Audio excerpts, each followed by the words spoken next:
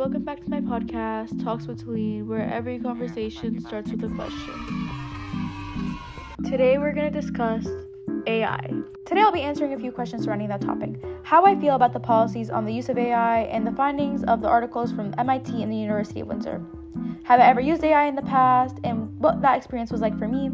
How my future post-secondary plan will look and how I feel about approaching courses without the use of AI. Finally, I will discuss whether or not grade 12 university level English should be a requirement for entry into all university programs or not. When people talk about AI in schools, the conversation usually goes one of two ways. Either AI is destroying education and making students lazy, or it's an amazing invention that will solve every problem. After reading both the MIT article and the University of Windsor article, I don't think either of those opinions are completely right. To start off this conversation, I'm going to start with the MIT article. Honestly, the study itself raised a lot of red flags for me.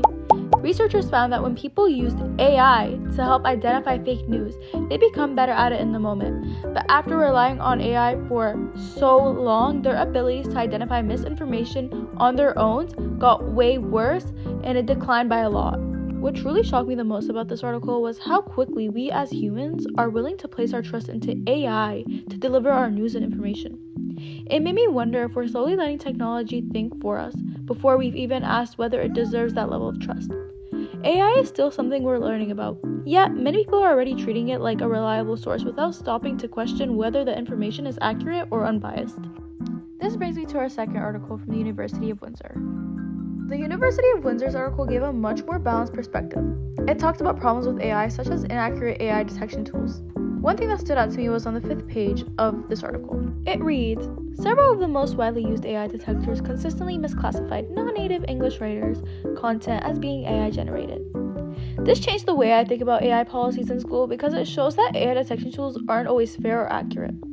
Before reading the article, I mostly thought AI policies existed to prevent cheating, but now I think schools also have a responsibility to protect students from being falsely accused. Since I've used AI before to help explain concepts or organize my ideas, I don't think AI itself is the problem. The bigger issue is how we use it and whether the technology is being used to monitor students can be trusted.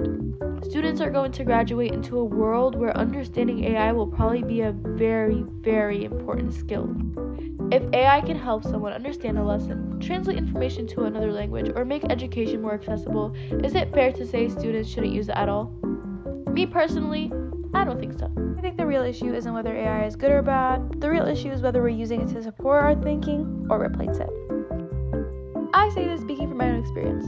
AI has helped me a lot throughout grade 11 by breaking down difficult concepts and explaining things in ways that made more sense to me. However, I never relied on it to do my work for me. I always use it as a learning tool, not a replacement for my brain. I think that's how AI should be used. Because of that, I think schools should spend less time asking, how do we stop students from using AI? And more time asking, how do we teach students to use AI responsibly? Altogether, I think we all need to understand what AI can and can't do, and why we shouldn't automatically trust everything it says. The MIT article proved that AI can make people overconfident in their own abilities, and the University of Windsor article showed that AI can also create issues of fairness and bias. Those are important lessons that every student should learn. Finally, I want to talk about whether grade 12 university English should be a requirement for all university programs. Personally, I think it should most definitely remain a requirement.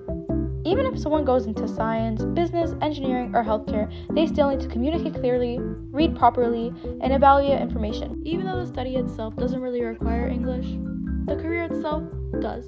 When you're in a healthcare field, you have to know how to communicate with your patients effectively. Even in careers like business, engineering, and more, you just need to know how to communicate with the people around you. To end off today's discussion, overall, these articles changed my perspective. I don't think AI is something to fear. I don't think it's something we should blindly trust either. AI is a tool, and like any tool, its impact depends on how we use it. The challenge for my generation won't be deciding whether to use AI or not. The challenge will be learning how to use it without losing skills that made us human: curiosity, creativity, and the ability to think for ourselves. Thank you for tuning in with Talks with Talene today. See you guys next time.